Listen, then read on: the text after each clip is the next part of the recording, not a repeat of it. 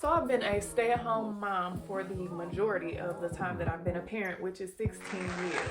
I've had a postal service job, I drove a school bus, did some childcare and administrative work.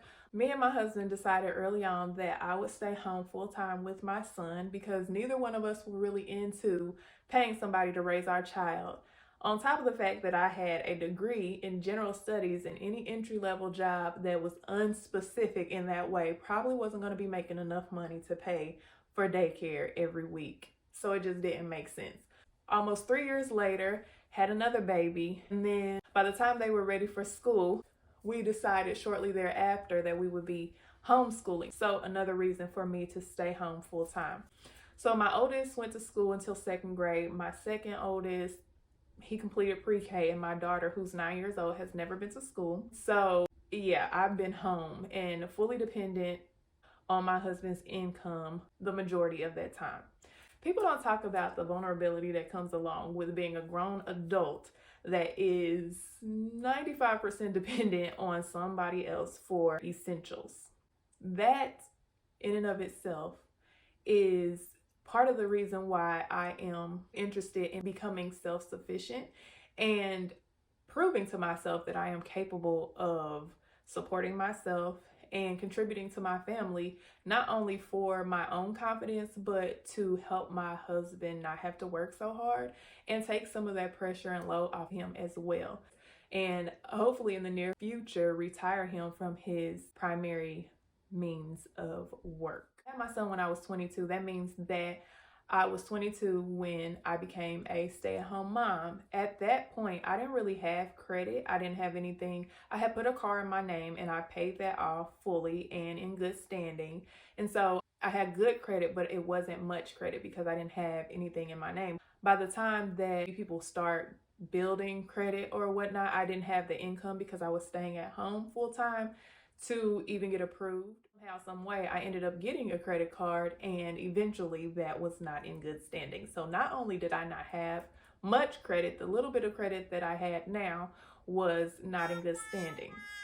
Homegirl couldn't even get approved for Apple Pay for $100 to go on a women's camping trip. It was at that moment that I decided that I wanted to figure out my credit, and secondly because I was all over going into real estate and using that as a wealth generator, and I knew that, well, I needed to have decent credit in order to do that. So two reasons why I decided that I wanted to get my credit in order. About a year ago, I decided I would do a secure credit card. This was a product that my husband also used to build his credit when he was in the market for purchasing our house. And so I knew it had worked for him, so I wanted to see if I could get my credit score up a little bit to be able to say that I can get approved for Afterpay. So within a year, my credit went from not being able to be approved for $100 Afterpay to a 728, which was pretty good.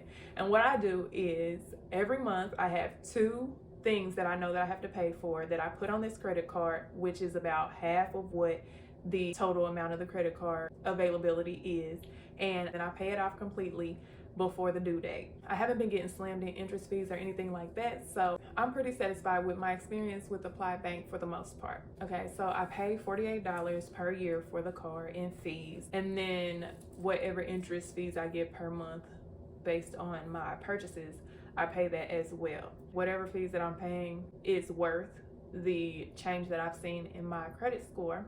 My husband, when he was going through the process to get approved for our house, he used a secured loan or CD where he paid monthly payments into that and they reported it to the credit bureau.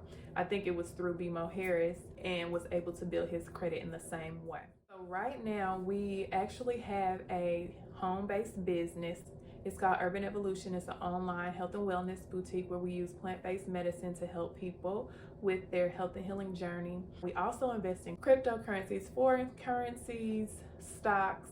We dabble in infinite banking. We also partner with a day reporting program that works with at-risk teens, where we go in and we talk to these children about mental and physical health, history, and finances. Okay, and so then lastly, I have a ebook that I wrote several years ago about homeschooling, where I am getting people together as far as their homeschool plan and what they want to do in their household if they don't want to follow somebody else's step-by-step box curriculum, make it more personalized. That ain't doing so well, but it's on there, as well as a low content book that I created. I am struggling to make any type of income off of them, so they are there, but they don't really count toward anything. But I plan on figuring out what I need to do to make those work for me. Hopefully that gives you a little bit more insight, so that when I start sharing about what I'm doing, it makes a little bit more sense. My main focus is going to be on creating passive income streams, so my money can be working for me even if I'm not there. That is my biggest passion right now, is to figure that part out, because I'm seeing all these people that are getting to it, and she trying to be up in there, and it's gonna happen. So thank you for watching. If you enjoyed this video, I think you'll also enjoy this one.